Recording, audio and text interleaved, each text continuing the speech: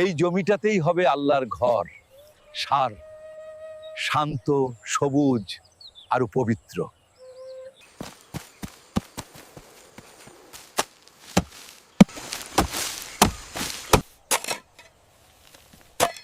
মজবুত ভিত্তি ছাড়া কোনো ইবাদতের ঘর দাঁড়ায় না।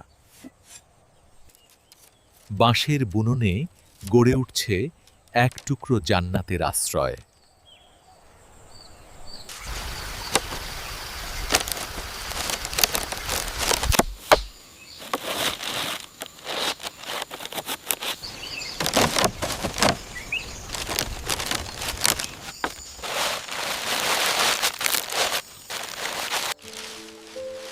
প্রকৃতির ছায়াতেই থাকবে এই মসজিদের ছাদ।